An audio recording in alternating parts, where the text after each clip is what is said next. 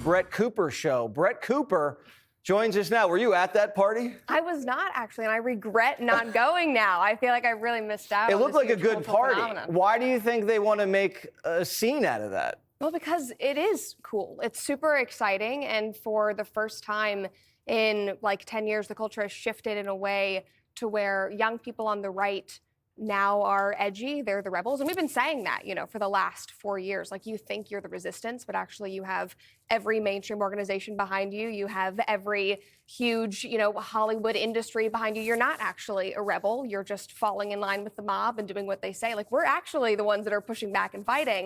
And I think they finally realized that. So what does it say if you're considered edgy, that you like the country, you like sports, you get dressed up, you have a few drinks, Yep.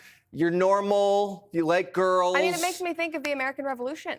I mean, we think about those guys, and they were pretty normal, and they were, wanting freedom, and they were wanting the life that we have built now in this country. And they were pretty young. They were very young, which I think people often forget. These were, 17 to 22-year-old men who were hungry and huge dreamers, and I feel like we're getting back to that actually in a very cool way. What does it mean for the culture that Jim Acosta is stepping down? I had to look up who Jim Acosta is. So No. I literally did. So I think that tells you where Gen Z's priorities are right now. I was like, who is this guy? Why do I care? No one your age watches Jim Acosta. No.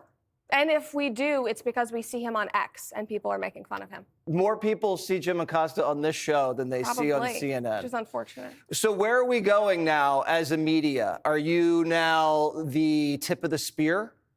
I think that we are moving more and more independent. I just left the Daily Wire. I'm starting my new show. I wanted to be independent. I watched the media landscape change over the last couple of years, but especially leading into this, election. And young people are just hungry for independent voices who are authentic and honest with their audiences. They don't want to hear from traditional pundits 24/7. Oh, you're saying I'm not going to have a job? I know. No, you're going to. Am I because fired? It's great. How many more years do I have, Brett? No, you're one of my favorites. Okay.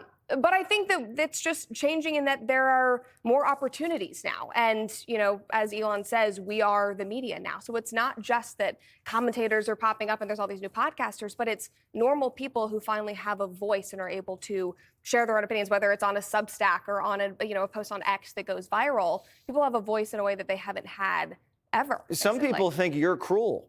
I know. They think you're mean, you're a mean girl, you're exclusive, you're not tolerant. What do you say when they say that to you? I don't care, Margaret. I really don't care. But no, on a more serious note, I think it's that you just don't understand what we believe. And my goal is to help you understand. That's my goal with my show. It's what has always been my goal with my content, is if I can change your perspective on who we are and what we believe and what we stand for, even if it's not to change your mind or change your vote, but to make you have more respect for your friends who think differently than you, then I've done what I want to do. And so I think that it's just trying to reach across the aisle with nuance and empathy. Because I think that things are changing. We saw that in 2024. And so I think there's a lot more progress to be made. It's like Fetterman. We can have a conversation. Exactly. There's a lot of room at the Cruel Kids table. I'm welcoming you. I'm happy to have you. All right, Brett, good to see you. Thank you so much. Yeah, thank you for having me. Her first time on Fox, how did she do? I was so nice. You were very nice. Thank Thanks you for having so much. me. Click here to subscribe to the Fox News YouTube page to catch our hottest interviews and most compelling analysis. You won't get it anywhere else.